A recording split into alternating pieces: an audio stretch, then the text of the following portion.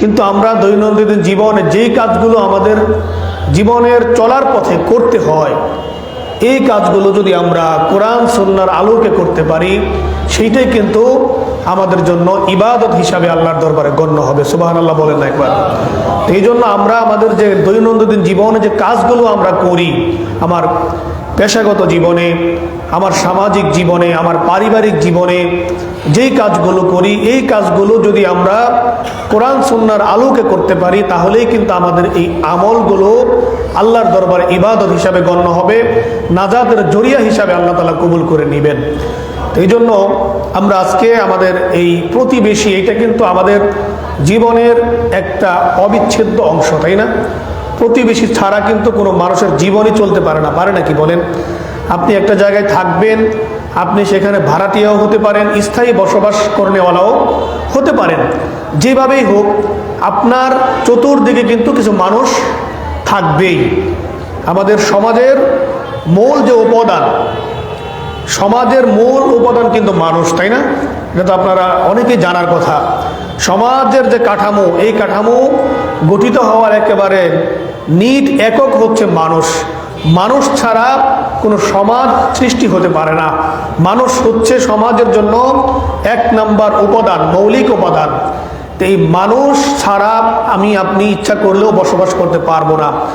এই জন্য আমরা যেখানেই যে বসবাস করব, যেখানেই যে সময়টুকু দিব, দেখেন আমরা অল্প সময়ের জন্য গাড়িতে করে, বাসে করে, পাবলিক সার্ভিসে করে আমরা এক জায়গায় থেকে আরেক জায়গায় যাতায়াত করি না?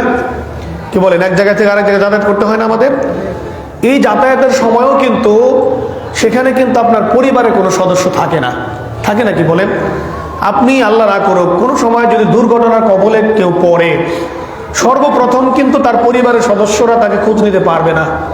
তার আশেপাশে যে থাকবে, তার কাছে যে থাকবে, সেই কিন্তু প্রথমে এই দুর্ঘটনা কবলিত মানুষের খবরটা, তাকে হাসপাতালে নেওয়ার প্রয়োজন হলে হাসপাতালে নেওয়াটা, কোনো জায়গায় যদি সড়ক দুর্ঘটনা ঘটে, পরিবারের সদস্যরা যদি সঙ্গে না থাকে, তখন আমাদের চতুর্দিকে আমাদের কাছে যেই মানুষটা থাকে, যেই লোকগুলো থাকে, এরাই কিন্তু প্রথমে চিকিৎসার ব্যবস্থাটা করে, তাই না?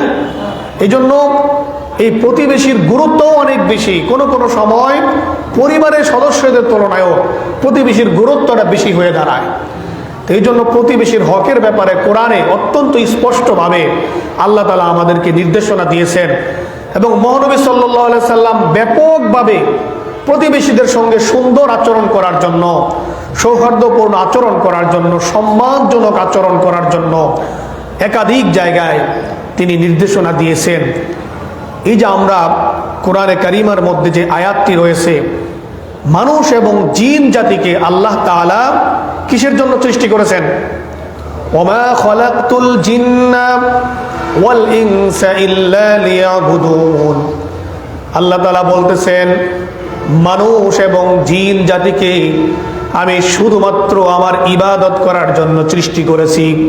অন্য কোনো উদ্দেশ্যে আমি মানব জাতিকে সৃষ্টি করি নাই, অন্য কোনো উদ্দেশ্যে আমি জিন জাতিকে সৃষ্টি করি নাই।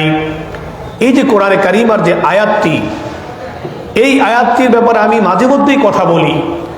আল্লাহ তাআলা যদি আমাদেরকে ইবাদত করার জন্য সৃষ্টি করে থাকেন, আর ইবাদতের অর্থ যদি আমরা মনে করি শুধুমাত্র নামাজ, রোজা, হজ, যাকাত, নফল নামাজ, নফল তিলাওয়াত, এগুলোকে যদি আমরা ইবাদতের ভিতরে সীমাবদ্ধ মনে করি, তাহলে এই যে আমরা জীবনের চলার পথে আরো কত কাজ আমরা করি, ব্যবসা বাণিজ্য করি, আমরা চাকরি বাকরি করি, আমরা সামাজিক আচার অনুষ্ঠানে শরিক হই, আত্মীয় স্বজনের সঙ্গে সময় কাটাই, স্ত্রীর সঙ্গে সময় কাটাই, পরিবারের মানুষের সঙ্গে আমরা সময় কাটাই, এগুলো তো তাহলে আমাদের দৃষ্টিতে ইবাদতের অন্তর্ভুক্ত হয় না, তাই না?